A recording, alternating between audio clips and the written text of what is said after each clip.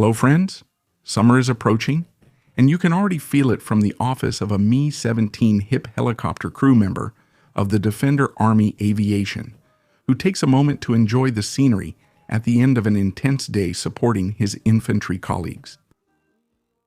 Meanwhile, in another sector of the front, an aviator from the Air Force uses his F-16 to shoot down a KH-101 cruise missile from the Horde with an infrared-guided Sidewinder at very low altitude, then moves away to look for new targets for his missiles.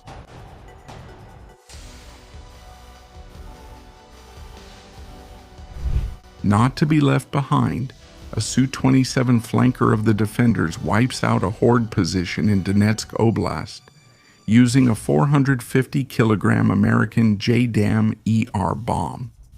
I hope Ivan was wearing his earplugs. Speaking of airstrikes, a Horde construction crew working on a road shows us how their dump truck is hit directly by a twin-engine attack drone from the Defenders.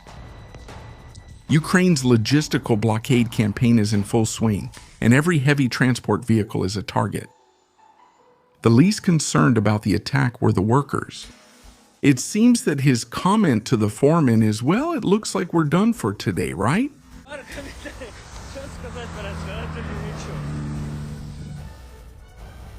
On the naval front, small drone attacks have become so intense that, for the first time, we have the pleasure of presenting to you a Russian Grachanok-class patrol boat, equipped with an anti-drone net that covers the entire hull.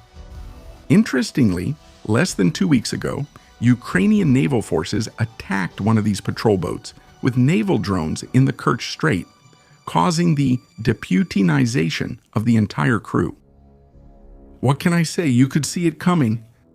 But I think Ivan has also needed to install bars below the waterline. I'm just saying. The drone team posted a short summary video with the close encounters they've had with the invaders in the last few days. The conditions for flying are tougher now since tree foliage gives illegal tourists more cover.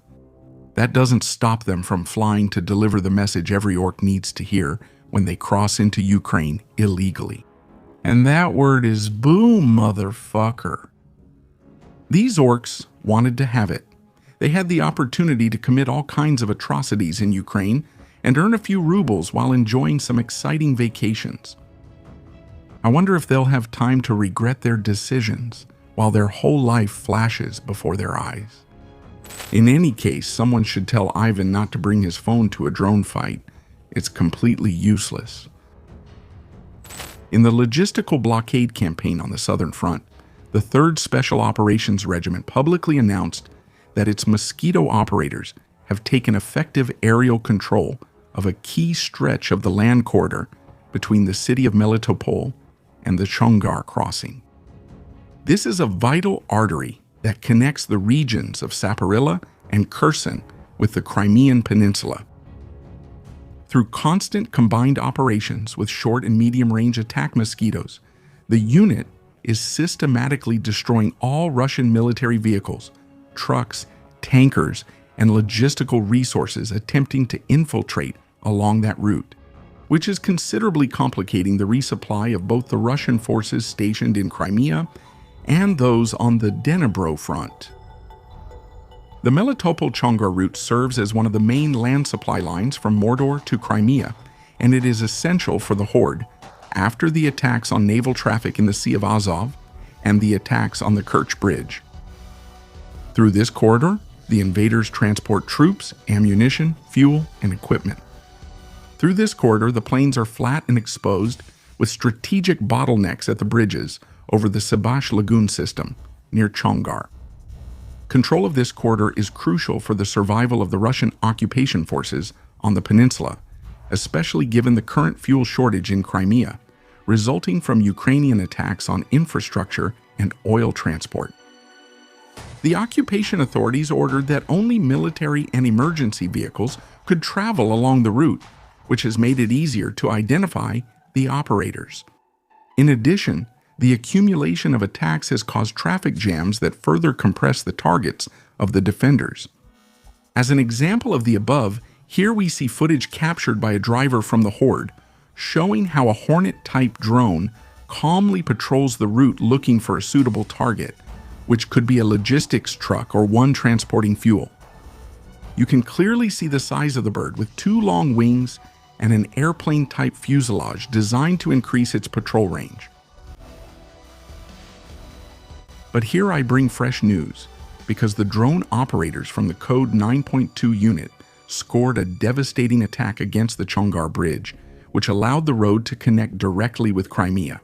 Thanks to this attack, the bridge was rendered unusable, so trucks now have to follow the yellow route to the other open crossing, increasing the distance by more than 160 kilometers, all of which are exposed to the action of the Hornet attack mosquitoes. On the technological front, interesting things are happening, because Ukrainian mosquito operators can now receive high-resolution commercial satellite images directly on their Frontline devices in just 15 minutes, which drastically reduces response time and improves accuracy against Russian positions. As reported exclusively by the Wall Street Journal, this capability provided by the American company Bantor represents the first known case of delivering unclassified commercial satellite images directly to soldiers on the front lines for real-time combat decision-making. By bypassing centralized review processes in Kiev that delay intelligence delivery by hours or even days, the system has reduced target detection time by up to 90%. A recent operation in southeastern Ukraine illustrates its impact. A small Ukrainian unit, operating about 10 kilometers from the front line, used Bantor images to identify a Russian operation center hidden under dense vegetation. Satellite sensors revealed armored vehicles, normally used by high-ranking officers stationed nearby. After days of orbital surveillance and checking historical data, the team launched a drone attack on the building and vehicles. The technology is integrated into the Bantor constellation, which consists of about 10 satellites that pass over Ukraine between 12 and 15 times a day. The images have an accuracy of about 5 meters, which is sufficient for route planning and target location. The associated software allows for 3D modeling of the terrain to simulate the flight path and the attack profile on the target. The defenders highlight several benefits, including saving scarce resources such as reconnaissance drones, which are vulnerable to I-band electronic interference, and Z interceptors, as well as increasing the speed of the detection to destruction cycle, which saves lives. To conclude, this seems to be a trend among Ukrainian units, who are making videos to show how pleased they are with the new Cossack armored vehicles they are receiving, which allow them to operate with the best protection currently available. If you want to see additional content about the war in Ukraine, I invite you to visit our 2 new channels where we present information about the war in a different format. Don't forget to check them out. Remember to visit our Patreon, where for just $1 you'll have access to a large number of uncensored videos and documentaries. Remember to like and subscribe to the channel,